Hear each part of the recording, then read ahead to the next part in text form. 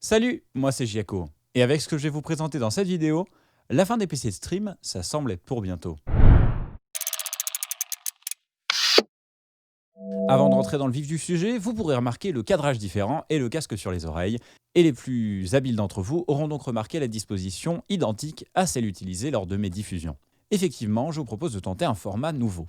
Réalisant des streams sur Twitch tous les mercredis soirs et les vendredis soirs de 21h30 à 23h30, où je discute audiovisuel, tant pour parler des actualités que de répondre à vos questions, que d'interagir par rapport à ce qui se fait dans l'industrie, bref, on discute de ce sujet-là ensemble. Je vous propose de réutiliser des portions de ces diffusions, qui sont très intéressantes malgré tout, et oui, ça m'arrive de dire des trucs cool, pour en faire du contenu supplémentaire sur ma chaîne YouTube. Par conséquent, une fois la vidéo visionnée, je vous invite à donner votre avis en commentaire sur si vous avez apprécié ou non ce format, où je réutilise des rediffusions de live. Sans plus tarder, rentrons dans le vif du sujet. Alors, il faut qu'on parle un peu double PC, parce que c'est un sujet que moi j'aborde absolument jamais, parce que je n'en dispose pas. Mais c'est un truc que personnellement, j'ai jamais trop compris. Parce que je peux comprendre l'intérêt d'avoir une machine qui décharge toute la puissance de calcul nécessitée pour son PC de jeu. Mais c'est beaucoup se compliquer la vie pour un truc qui pourrait être fait soit par une machine de diffusion externe, comme ce dont je vais parler, soit par une machine beaucoup plus puissante. Et avec les technologies modernes, genre l'encodage sur GPU, le support multi-GPU dans un PC et plein de trucs comme ça, il y a la possibilité quand même d'arriver à faire un setup simple PC, extrêmement fonctionnel et puissant. Mais personnellement, donc moi, l'idée de faire un double PC m'a jamais attiré, parce que même si ça pourrait éventuellement bien gérer, décharger cette puissance de calcul nécessaire sur le PC de jeu et de proposer des streams de bien meilleure qualité, ça reste quand même une putain de consommation électrique et de place sur le bureau de prise. Et donc, il y a de ça 2 ans, Blackmagic Design, qui sont une compagnie qui font donc du matériel pour de la télévision, du cinéma, etc. Donc ils font des caméras de télévision, des mélangeurs vidéo, des enregistreurs sur disque, des cartes de capture, etc. Et le logiciel de montage DaVinci Resolve. Vous voyez qu'ils font une variété de produits qui ont tous des designs incroyables. Donc là, enfin, ils ont sorti l'Atem Mini tout court. Donc l'Atem Mini, c'était ce petit mélangeur qui reprend le format des mélangeurs de télévision, parce que rappelons-le, j'en ai parlé un petit peu sur mon serveur Discord, en télévision, on n'utilise pas un OBS. On n'utilise d'ailleurs pas un seul composant matériel ou logiciel. On utilise d'ailleurs très rarement du logiciel. On n'utilise pas un seul composant matériel pour faire la récupération des différentes caméras, le contrôle des caméras, l'export, la gestion des sources, des pistes, le renvoi, le mixage, etc. Étant donné qu'on est dans une régie et que l'important c'est d'avoir quelque chose qui permette dans tous les cas de générer le flux, d'avoir une redondance au cas où ça déconne et compagnie, il y a besoin de beaucoup fragmenter la chose. Non seulement pour avoir une fiabilité accrue parce que chaque machine est concentrée sur une tâche. L'informatique, c'est comme l'humain, ça ne peut pas tout faire en même temps au bout d'un moment. Il y a aussi ce besoin d'avoir des redondances, c'est-à-dire que si un composant du truc casse, on peut le changer. Alors que si c'est une grosse boîte inerte, on fait merde, c'est cassé et c'est caca. Par conséquent, en télévision, ils utilisent pour la gestion des pistes ce qu'on appelle un mélangeur. Donc, les mélangeurs, ça se présente généralement sous cette forme-là. Enfin, ça, c'est un panneau de contrôle du mélangeur. Généralement, le truc marrant avec un mélangeur, c'est que c'est une grosse boîte comme ça, cachée dans un rack. Vous avez éventuellement un petit panneau de contrôle pour commuter, mais généralement, vous allez choper des trucs comme ça. Ce sont des énormes panneaux de contrôle et qui sont basiquement des contrôles de pistes. Parce que vous n'avez pas des panneaux de contrôle de scène ou de source. Le fonctionnement, alors pour ceux que ça intéresse, vite fait, le fonctionnement d'un mélangeur est très particulier. Parce que vous pourrez voir du coup qu'il y a plusieurs sections qui ont le même format qui se superposent. Et c'est ça qui est vachement intéressant, c'est qu'en fait, ces étages-là, vous pourrez les considérer comme des scènes. Et ce que vous pouvez faire, c'est soit utiliser seulement la partie basse et faire votre sélection de scènes, de sources, parce que du coup, ça c'est vos sources, cet ensemble-là c'est une scène, ça c'est vos sources, cet ensemble-là c'est une scène. Vous pouvez les emboîter. C'est ce qui s'appelle un downstream keyer. Un système d'incrustation en descente. Parce que du coup, c'est ce que vous faites. Vous faites un flux descendant. Vous faites vomir ce truc-là vers ce truc-là, ou le vomir là vers là, ou le vomir là vers là. Bref, vous faites descendre votre mélange au-dessus, en dessous. Donc vous pouvez carrément faire 4 scènes, enfin 3 scènes, et les empiler là-dedans. Ou alors vous pouvez faire une multitude de scènes, c'est-à-dire avoir une scène là, une scène là, une scène là. Bref, quelque chose de très modulaire. C'est là l'intérêt d'un matériel professionnel, c'est qu'on peut l'agencer comme on veut. Et donc là-dedans, il n'y a que de la gestion des scènes, éventuellement du fond vert, du chroma key. Mais généralement, ces machines-là, elles servent juste à contrôler sur quelle piste vous êtes. Et donc ça, c'est une technologie, un matériel qui est généralement utilisé uniquement dans l'univers pro. Il faut savoir que il existe du coup des mélangeurs vidéo, mais on n'est généralement pas en dessous des 600-700 euros. Et Blackmagic proposait déjà des mélangeurs qui étaient très peu chers, qui étaient les Television Studio, qui ne font malheureusement plus, mais qui avaient une gueule très marrante, qui se contrôlaient uniquement par PC ou alors par panneau extérieur. Le design était très marrant, c'est-à-dire que c'était vraiment un truc comme ça. Vous connectiez vos machins, ça fait, j'en ai déjà vu un, ça fait 3 cm d'épaisseur, il n'y a rien à l'avant, tout à l'arrière, ça se connecte en USB, ou en Ethernet, et vous contrôlez tout votre machin. Et ça, voilà, vous pouvez le trouver d'occasion pour 665 euros.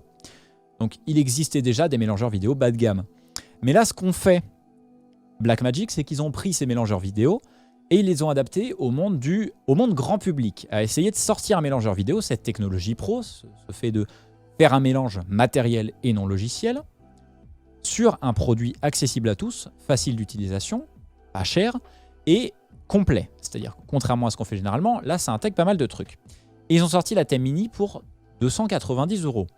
La Thème Mini qui, du coup, donc, que vous pouvez voir juste ici, 295, autant pour moi, avait comme capacité de faire rentrer 4 sources HDMI, une sortie, 2 micros, 4 entrées HDMI, une sortie HDMI pour votre programme, parce que c'est un mélangeur qui peut être utilisé pour de l'événementiel, c'est-à-dire que ces petites boîtes-là, vous pouvez faire de la présentation et commuter entre vos différentes pistes et vos différentes sources. Donc ça peut être utilisé pour de l'événementiel à petite échelle, ou pour une carte de capture plus, parce que donc la particularité de cet ATEM Mini Pro, c'est que donc non seulement il intégrait ce mélange de 4 pistes, avec donc une petite interface utilisateur sympa, c'est-à-dire que vous sélectionnez vos pistes là, vous pouvez sélectionner la transition, vous pouvez faire du picture-in-picture, c'est-à-dire avoir un peu comme sur OBS une caméra en bas, en haut, vous pouvez faire des cuts, des transitions automatiques, bref, quelque chose de relativement correct. Donc voilà, vous avez les différentes transitions, la transition basique, deep et compagnie, et vous pouvez aussi faire du picture-in-picture, donc de l'incrustation. Voilà un peu le format du machin et comment ça s'utilise, c'est-à-dire que vous appuyez sur vos pistes pour les différentes transitions, et pour le picture-in-picture, vous sélectionnez une source et vous pouvez la mettre dans le coin que vous voulez. Donc c'est très simple d'utilisation, c'est fait pour de la rapidité plus que pour de la précision. Cette machine-là intégrait du coup également une petite table de mixage, basiquement un voice meter, c'est-à-dire que vous avez votre compresseur, votre égaliseur, votre gate et vos faders, et votre panoramique et votre mixeur. En fait, vous avez vraiment un mixeur audio intégré à ce machin-là, et dès le premier modèle qu'ils ont sorti il y a 1 an et demi. Sauf que ce petit boîtier-là avait du coup juste la capacité d'envoyer vers une sortie HDMI, ou alors, et c'est là où c'était intéressant et où j'ai dit carte de capture plus, vous auriez pu remarquer, à l'arrière de ce boîtier, une connexion USB type C. Donc, une fois connecté à votre ordinateur, vous aviez non seulement le logiciel de contrôle qui permet de peaufiner le truc au possible, c'est-à-dire que vous avez même une mémoire interne pour mettre des overlays. Vous pouviez également sortir le flux vidéo par l'USB pour vous en servir sur Discord, Skype, n'importe quoi. C'est un périphérique UVC, donc ça marche avec n'importe quel logiciel qui charge une webcam. Donc là, ça devenait plutôt intéressant parce que ça permettait éventuellement d'avoir une carte de capture plus pour venir en complément de votre OBS, ou alors, si jamais vous n'aviez pas envie d'utiliser OBS pour faire la gestion des pistes, avoir une espèce de combiné Stream Deck et mélangeur. Sauf que, intégrer dans le monde du stream pour nous, ça n'a pas nécessairement son utilité. Ça peut être cool pour avoir une carte de capture qui a autant de capacité, ça fait des économies, parce que pour 300 €, avoir une carte de capture qui supporte 4 entrées, de pouvoir les gérer, c'est très très rare. Mais ils ne se sont pas arrêtés là. Ils ont sorti la Thème Mini Pro. Et moi, ça m'a niqué, c'est-à-dire qu'ils ont débarqué, et ils ont fait, fin d'année dernière, ils ont débarqué, ils ont fait, alors, on a pris notre ATEM, là, il semble que vous l'avez bien aimé, sauf que ce qu'on a fait, c'est qu'on a mis un enregistreur vidéo et un module de stream dedans. Et là, je regarde des trucs et je fais, pardon? Ah, mais c'est la fin des PC de stream, monsieur. Parce que donc cette ATEM Mini Pro, qui est à 595 €, a donc pour... Alors, parce que là, c'est l'argument consommation électrique dont je parlais tout à l'heure. Pour une consommation électrique totale de, je vais la retrouver, 30 watts, vous faites votre OBS matériel, votre mélangeur avec stockage de l'overlay en interne, mais également, pour la Thème Mini Pro, votre sortie de stream, le machin stream, vous le branchez et voilà, et votre enregistrement, c'est-à-dire que vous connectez en USB type C à l'arrière, un disque dur, il alimente ce disque dur et il vomit les fichiers dedans. Donc votre ordinateur n'est plus à la charge de l'encodage, vous n'avez même plus besoin d'OBS pour faire quoi que ce soit comme tâche, tout se fait matériellement. Vous faites votre petite commutation, votre contrôle via le logiciel des pistes audio si vous en avez besoin, rajoutez vos overlays, éventuellement avoir une interface différente pour faire la gestion des pistes. Et en prime, du coup, il n'y a pas ce risque d'avoir une mauvaise qualité d'image parce que l'encodeur, c'est une puce matérielle faite pour l'encodage vidéo, encore meilleure que ce que vous avez, bien moins cher. Et même en termes de consommation électrique, tu es à 30 watts versus un PC Stream qui va te consommer minimum dans les 300-500 watts. C'est incroyable. Et en prime, il y a cette capacité qu'a la Thème Mini Pro d'être utilisée sur une sortie HDMI toujours.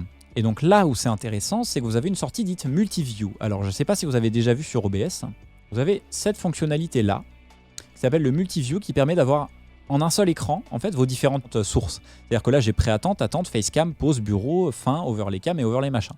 Donc ça me permet en fait d'avoir sous l'œil, constamment, chacune de mes pistes. Ça sert énormément en régie télé, où vous auriez besoin de savoir si un opérateur caméra ou une caméra est prête, ou juste que le réalisateur qui est chargé de décider sur quelle caméra va passer les ait toutes sous les yeux, ce qui sert un peu pour faire son job. On utilise une vue comme ça. Sur la sortie HDMI de la Thème Mini Pro, vous pouvez donc avoir cette sortie multi-view.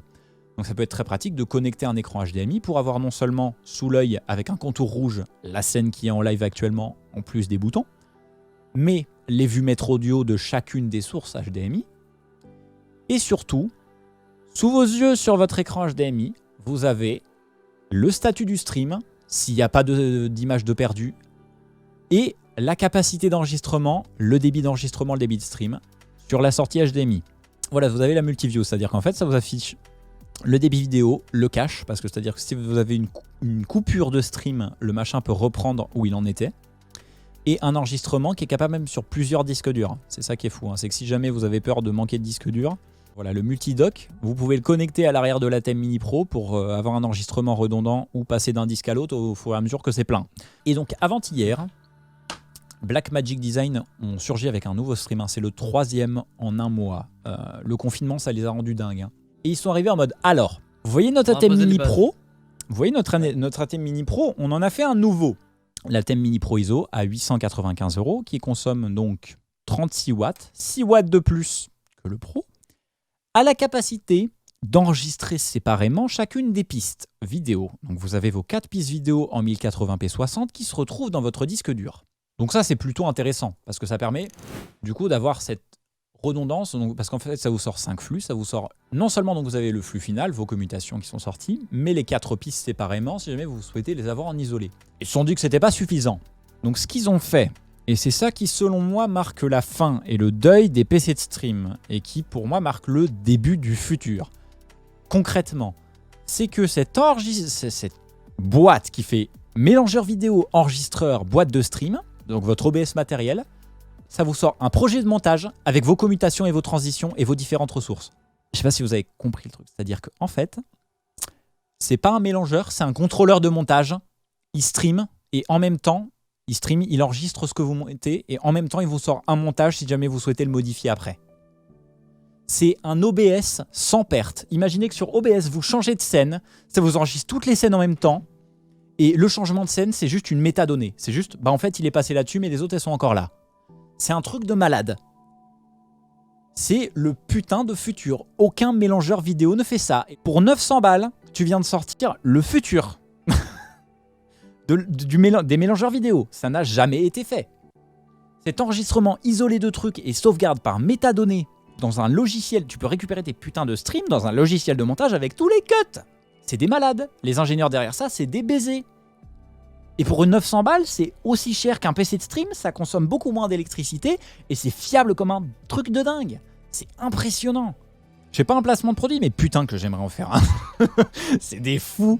Donc voilà, hein, le jour où je chope un sponsor, si jamais vous avez un sponsor, quelqu'un, quelque chose, vous me prévenez, je les harcèle pour avoir un Thème Mini Pro ISO. Et je vous fais vraiment, hein, voilà, une putain de formation gratuite de A à Z sur le fonctionnement du machin. Je prendrai 4 ans s'il le faut, je veux que tout le machin soit couvert parce que c'est un truc de boss. Et j'ai même pas mentionné la totalité du truc, c'est des fous. Si jamais vous achetez et vous disposez d'une de leurs caméras, les Blackmagic Pocket Cinema 4K ou 6K, par l'HDMI, Les caméras, enfin, c'est-à-dire que vraiment, vous avez une fonctionnalité que vous pouvez engager. Si jamais vous avez une Blackmagic, une caméra Blackmagic connectée à la thème, elle communique via le protocole HDMI, genre j'enregistre, enregistre-toi aussi en haute qualité. Et donc, vous pourrez aussi refaire vos couleurs en post-production. Et vous aurez, au final, même avec la thème Mini Pro, il y avait déjà, si vous aviez des caméras Blackmagic, l'enregistrement de chacune des caméras isolées.